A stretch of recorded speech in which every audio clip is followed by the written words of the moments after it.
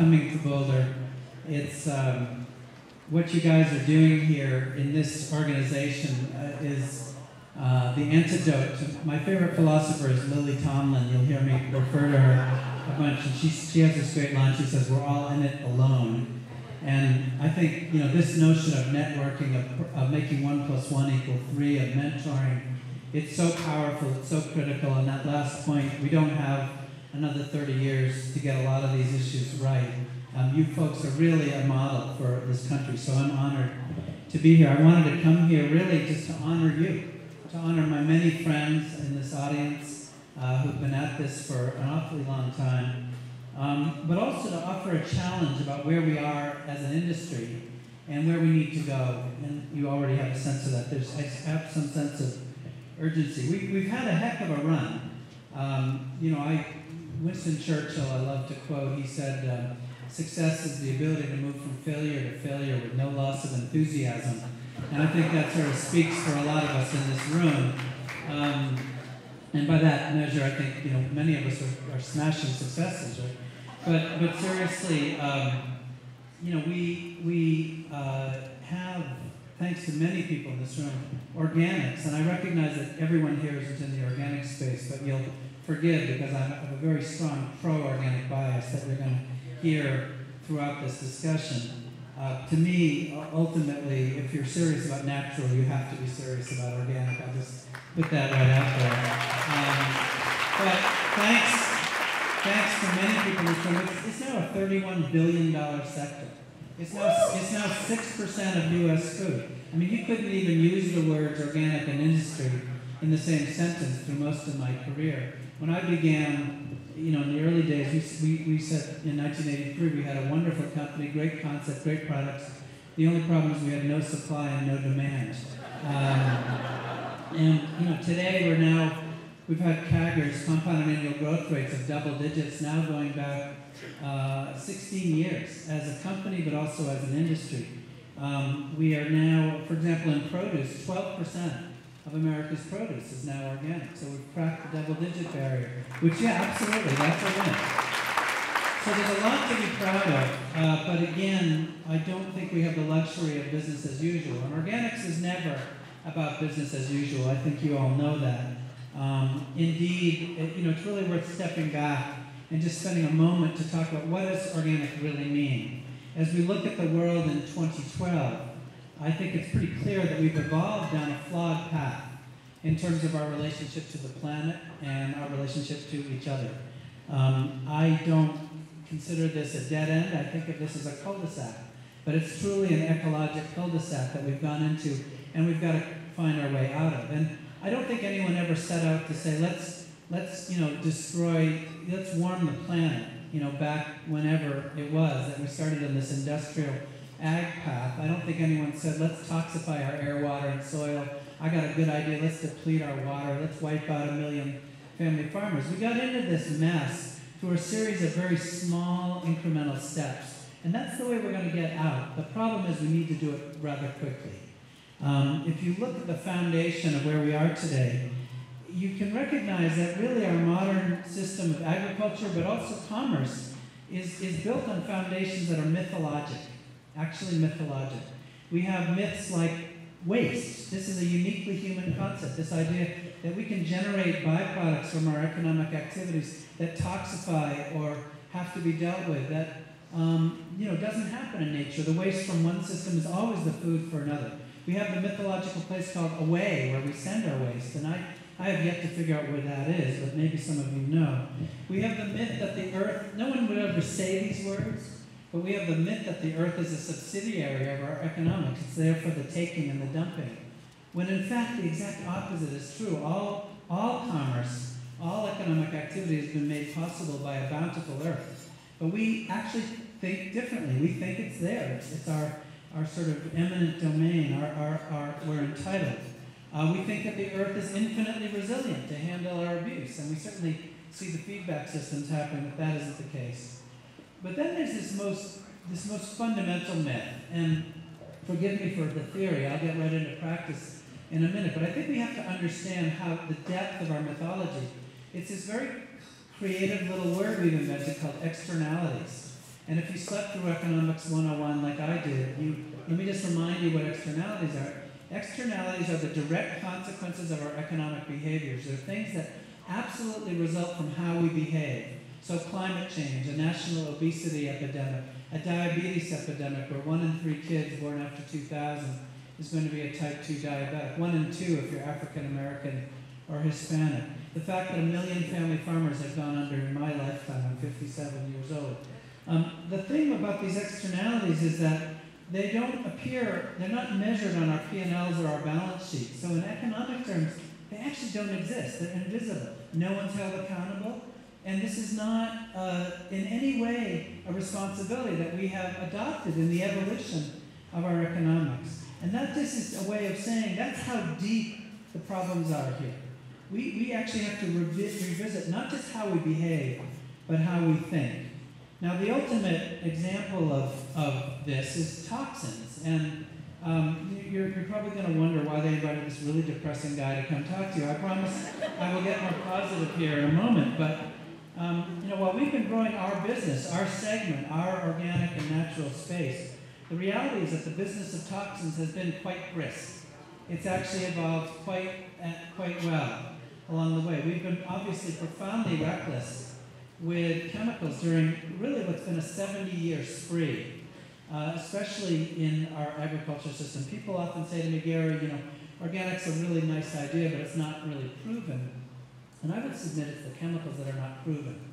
But I would also submit that the data is coming in now. You have here Joan Boykin, and the Organic Center based right here has been doing the work, absolutely, the really critical work to help us to understand just what the early data, early results are from the 70-year spree, and it is not good.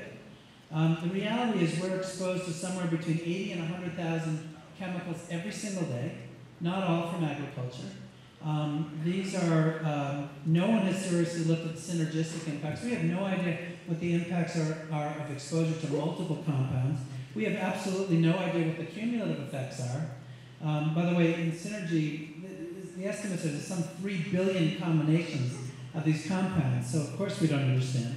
Only a fraction have ever been tested for health impacts on adults, and we have zero idea about the impacts on children at the most critical point of growth, where every cell is in constant replication. And yet, the CDC has identified an average of 148 chemicals in all of our bodies right now as we sit here, many of which have been banned, long since banned, but they're still here because they're so persistent.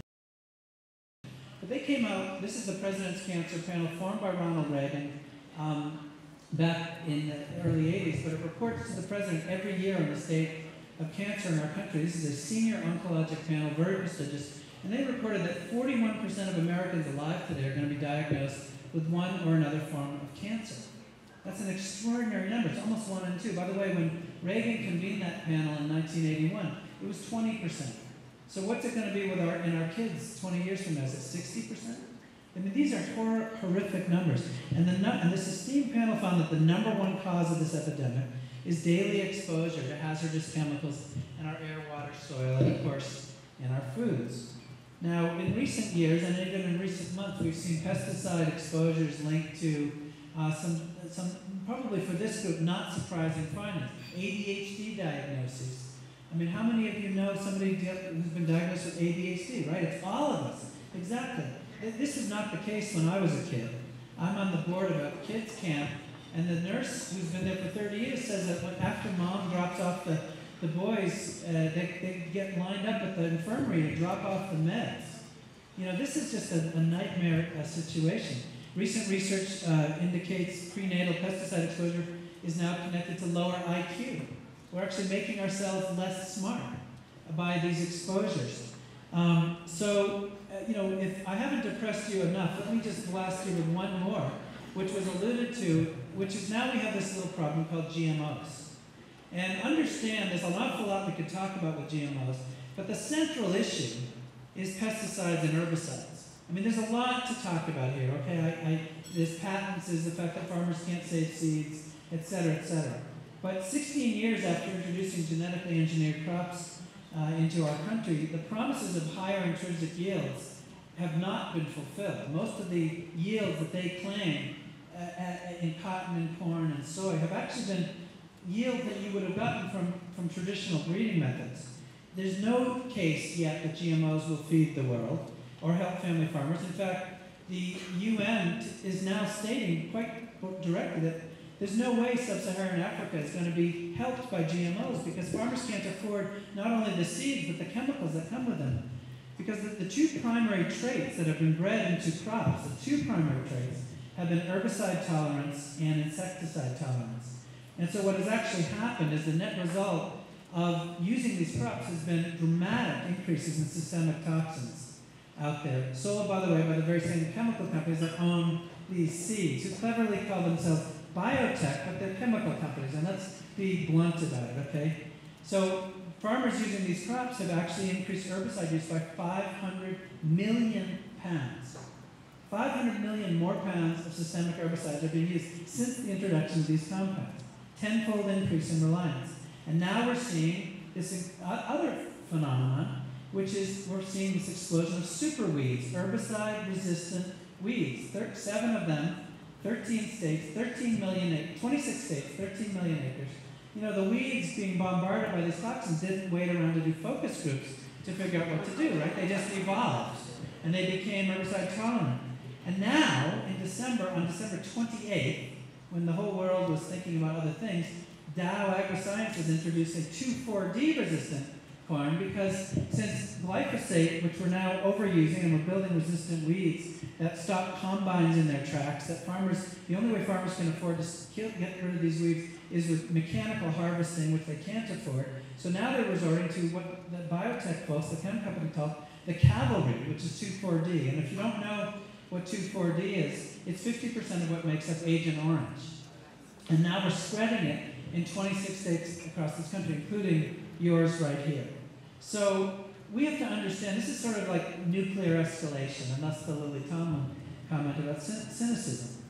And you know, understand again, this is not just about toxins. I'm using this as an example. I mean, in the so-called national debate on healthcare that we just went through, notice we never even use the words preventative health the entire time. The cheapest form of healthcare is not getting sick. But we didn't talk about preventative, we talked about curative. Why are we doing this? Because you can't make money on prevention. I mean, let's be blunt. You can't make, these big chemical companies cannot make money on organics. They can't make money on what we're doing right here. So we need a new way of thinking. And we're not going to solve these problems by lessening our impact, by conserving or slowing down. We're not going to solve these problems by using less toxins. We actually need to stop using systemic toxins. That's the only solution. So, I mean, I really believe future generations are going to say, what the heck were you people doing? You were spraying this stuff on your food, letting it go into your water, then your water evaporated in the summer, so the water disappeared, and now you're breathing it? That's, by the way, the number one way that 2,4-D impacts us. What were you people thinking of, right? And by the way, these aren't future generations like, you know, this is our kids who are going to wonder this stuff. So the bottom line is, again, success isn't going to be achieved by recycling, but by using less. I mean, recycling is a wonderful thing to do. The reality is, you know, many people are obsessed with recycling, and Stonyfield's very proud, you know, of the millions of pounds of plastics that we recover in our waste from our factory. But the reality is that, and the plant-based plastics, which use less, is also a nice win. But the real reality is the future will be when you finish eating the yogurt, you'll eat the cup. And that's, you know, not so far away. Think of an ice cream cone and you get the idea. That's the kind of thinking we're going to have to do. No waste, cradle to cradle, no place called away. Internalize the externalities. Be responsible for the footprints. Understand that whether it's a water footprint, a chemical footprint, a toxins footprint, a carbon footprint, that there's a much larger impact to what we're doing. If I asked you how much water goes into a cup of latte that you might have had today, you know, you might say 12 ounces, you might say, a half a pint. It's 260 quarts of water that goes into making one single cup of coffee. By the time you add up the water needed to grow the coffee, the water needed to grow the sugar, the water needed to grow the corn to feed the cows for the milk, the water needed to wash the dairy, the industrial uses. We have big footprints. It doesn't matter whether it's my glasses, your iPhone, the tablecloth here, our yogurts, whatever. And until we internalize those externalities, we are not going to get where we need to get to. That's the bad news. The good news is, the reciprocal of that is incredible opportunity. You know, the bad news I tell my 3 yogurt eaters, my kids, is look, you know, we've screwed this up. The good news is that the cleanup is going to be the greatest job-creating opportunity in the history of humankind, okay? So we have evolved into this ecological cul-de-sac. We've been making really deep and, you know, potentially irreversible changes. I don't believe they're irreversible yet. This generation will be the first that will not live as long as their parents, and that should be cause for sobriety for all of us. But we need a higher order relationship to the planet and ourselves, and that, my friends, is organic. That's what organic is. It's a higher order relationship to the planet. It is win, win, win, win, win. I'll use quickly Stonyfield as an example. I mean, and to be fair, you know, we were not always organic. After we outgrew our 7 cows and our 19 cows, we went out looking for other farmers in 1984 who would produce organically for us. We couldn't find any, so we went natural. And then, thanks to synthetic growth hormone and other developments and leadership from Horizon and other peers and friends in the industry, we were able by 1994 to get back to organic 10 years later, and of course got to 100% organic by 1999. Today now, because of our growth, 1,800 organic family farmers on several million chemical-free acres are sequestering carbon, building topsoil, using less water, promoting biodiversity, making more money because of higher yields and less inputs. This is an economic win. In 2010, we bought our 1 billionth pound of organic milk. And our milk purchases alone this year, just the milk alone, will support several 100,000 acres of organic farmland, avoid over 9 million pounds of synthetic fertilizer, avoid over 450,000 drug treatments, antibiotics or synthetic growth hormone, avoid over 200,000 pounds of insecticides or herbicides. This is one little company. Our cows live 2 to 3 times longer, so that's a win for the cows. Second and third generations can now stay on the farms. We have farmers who are checking out, who said they are not going to stay in business until they converted to organic. And now their kids and their kids' kids are expanding. We have now individual farmers who have 5, 6 farms under their management. And I could go on with the wins here. Probably the best example I could give you is our sugar. Our organic cane now comes from 40,000 acres in Brazil. On this land, they've had a 90% reduction in pest damage from when they were non-organic. They've increased biodiversity. 312 species have returned to these fields. I've been on Central Valley organic dairies where bees and birds and butterflies are flying all over the place. The farmer has put me in his pickup truck, driven over to his cousin's farm a quarter mile down the way, and I got out of the pickup truck, and there's nothing. It's a non-organic farm. There's nothing flying around. You know, again, the insects don't do focus groups to figure out where to go. I mean, this is a toxic and a poisonous place. It takes 100 years to build an inch of topsoil in nature. We've been building inches of topsoil in a decade. They've had, on top of all of this, a 10% increase in yields over when they were non-organic, and a 50% reduction in the cost premium of organic from when I first was buying it. Literally, organic sugar now is exactly at the same price as conventional because yields are up, inputs are down. So, and this experience, by the way, this is my one company. This has been bolstered now by land grant research. Again, I give credit to the Organic Center for shining a light here. But Washington State University now has tested fruit and soil quality from 13 pairs of commercial, organic, and conventional strawberry farms and showed organic strawberry farms produce higher quality berries, longer shelf life, even without fungicides, higher antioxidants, higher vitamins, higher nutrient compounds, greater total carbon and nitrogen in the soil, greater microbial biomass and activity, greater resilience to stress, higher concentrations of micronutrients. Now, you don't hear this stuff coming out of Washington, and you certainly don't hear this stuff coming out of agribusiness who keep perpetuating the myths that the promises of 1996 of GMOs are going to deliver, you know, the holy grail of feeding the world. We've got the solution right under this tent, or whatever we're in this pavilion here. I mean, we've got it. one last study, just to tell you, Iowa State University, side-by-side comparisons of organic and conventional. We're talking about corn now, really like, central Iowa ag here. Organic systems, their findings provide similar yields, much higher economic return while improving soil quality, decreasing inputs, and over time giving lasting superior economic returns for farmers. Rodale has done 30-year trials side by side, patches 50 feet apart, organic versus conventional. Organic outperforms on yield.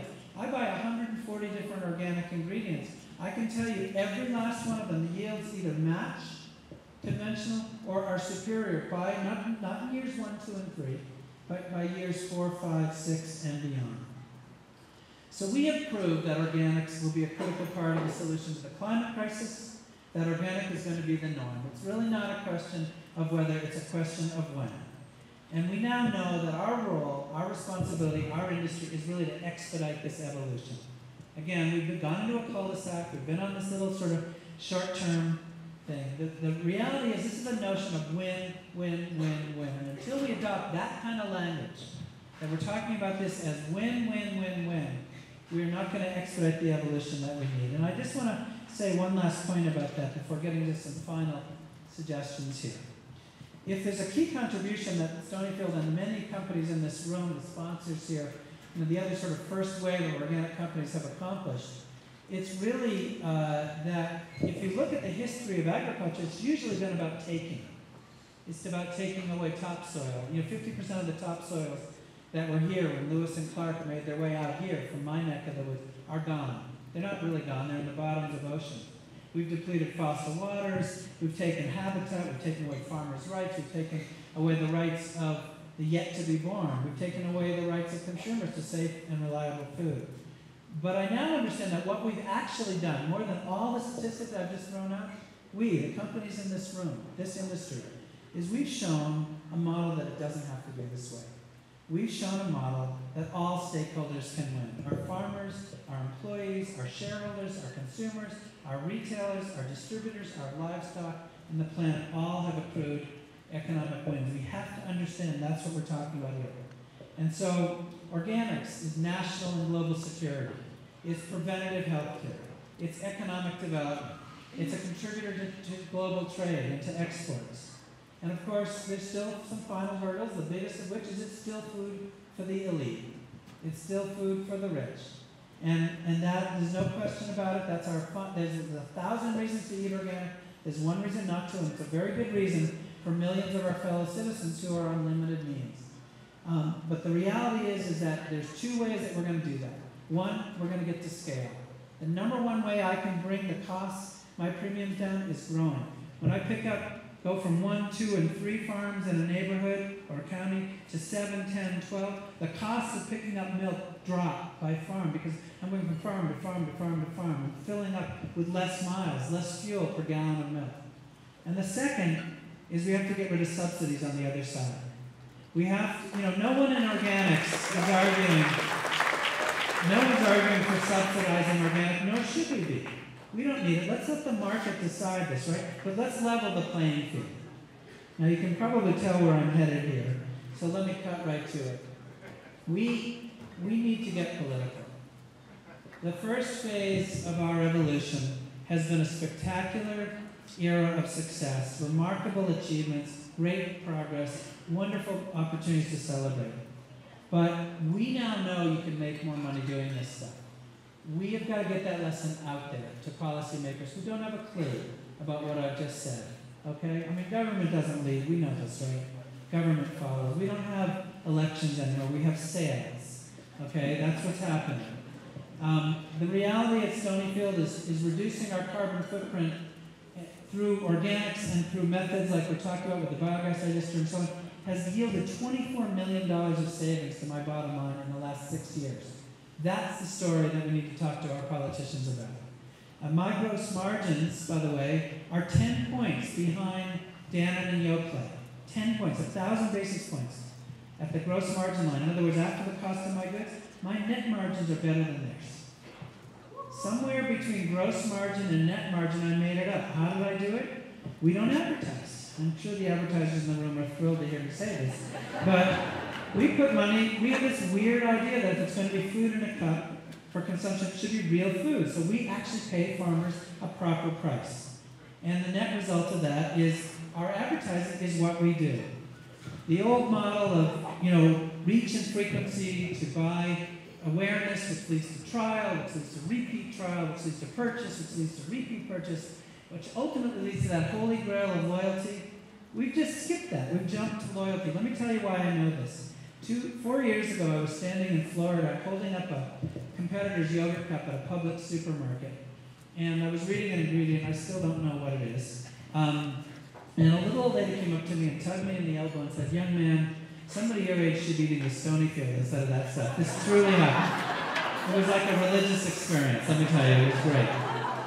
So I said, "Why, Mom?" No, it wasn't my mom. I said, "Why?" And she said, "Well, do you know that they give 10% of their profits to environmental causes? They were the first dairy in America to pay farmers not to use synthetic growth hormone. They offset their carbon footprints in their manufacturing." I'm saying, whoa, how do you know this stuff? And she told me this kind of very sad story. She said, "My husband died of colon cancer 6 months ago. And I'm certain," he was in his 60s. She said, "I'm certain that it was because of how we eat." But far from conveying the deep rightness of what we stand for, we've never overcome a mythical word. And forgive me if I insult people here when I say this, but there's a mythical word out there called natural, which I know a lot of us have built our businesses on natural, but the truth is it doesn't mean anything. And as a business strategy, it's not really a defensible strategy. There are ice creams out there that don't change shape when they melt. They say natural on the label. Okay? There's no regulation. There's no litigation. There's no foundation. So you gotta be more than natural here. But yet, for all that we know organic means, we have not overcome a word that means nothing. That's the kind of challenge we're dealing with. And I've experienced this with Greek yogurt. I mean, I was the first to launch organic Greek yogurt. You've seen what's happening with Greek yogurt. But now there's 13 other players out there. 12 of them are all natural, and they're kicking butt. I mean, they're doing extremely well. And we have only ourselves to blame. I'm saying ourselves, myself. We come off as intellectual elitists who do not speak to the average person. We muddle up basic emotional truth with too many facts and words. Here's my simple proposition.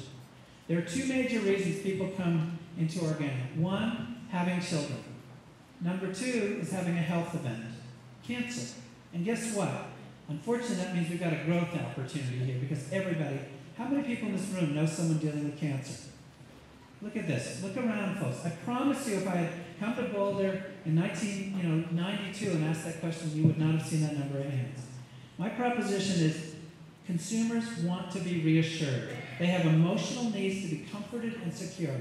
They don't trust. This week it's pink slime. Last week it's BPA in our soup. It's mad cow. They don't trust government with good reason, and they don't trust companies. And so what we need to do is provide security and comfort. And it's pesticides and chemicals. The time has come to challenge the sacred cow. Let's not be so complicated. Let's just talk about the fact that we're using less of this stuff. The second thing is that we need to get organized and cohesive as an industry and a movement. And you're doing this beautifully. I'm preaching to the choir. Look around the room here. We have to recognize organic folks and progressives in general tend to fall into this very weird pattern of what I call the circular firing squad. Are you on the non-GMO project? Do you have this label? I mean, if I used every label, fair trade, GMO-free, my cup, I wouldn't be able to say Stonyfield.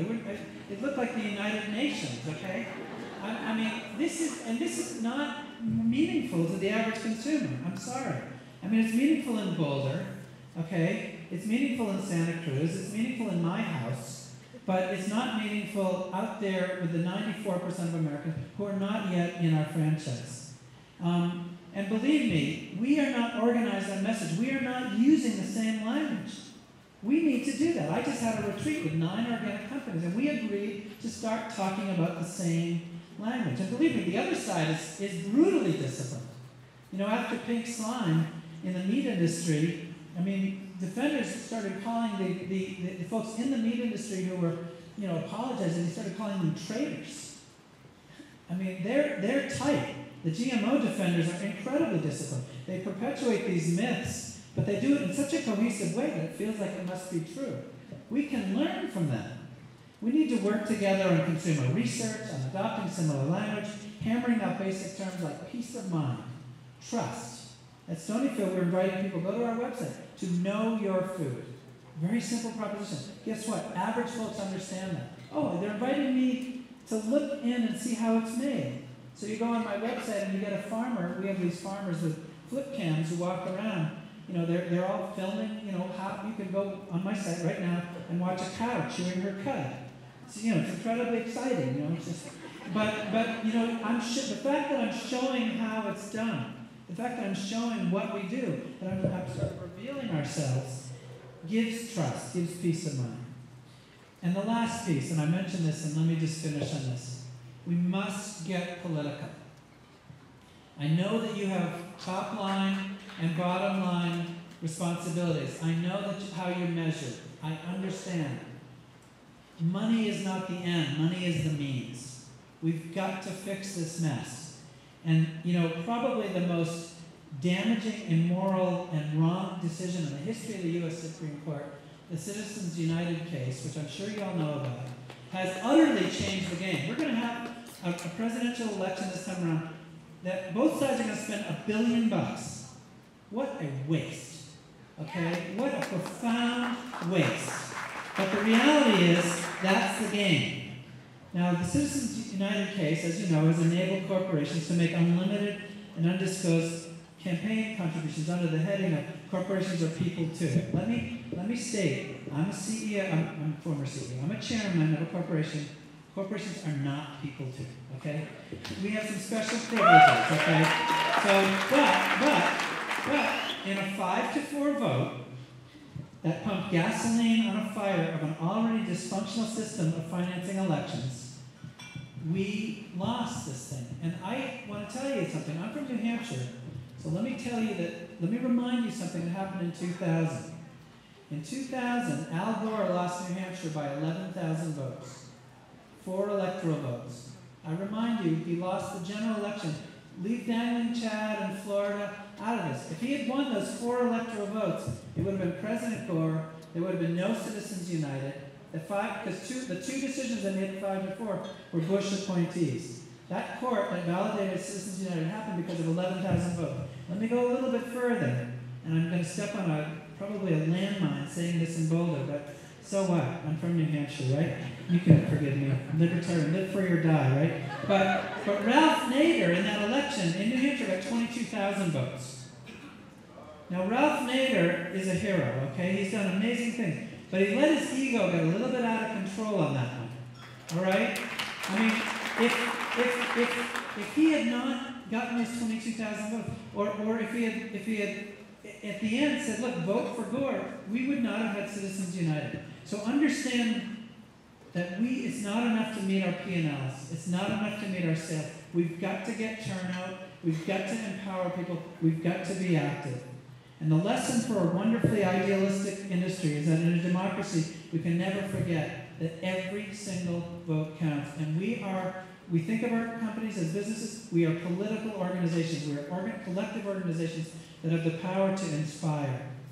That's what the Just Label It campaign is about, that you heard about in the introduction. 1.2 million people out there saying, guess what? This is government of, for, and by the people, not of, for, and by 6 chemical companies, okay? This is our government. We have the right to know. 91% of Americans have said they want the right to know. There's no statistical difference between Republicans, Democrats, and independents on this. That's what this is about. That's why Stonyfield has put $400,000 into this campaign. This is taking our government back. This is our Occupy movement.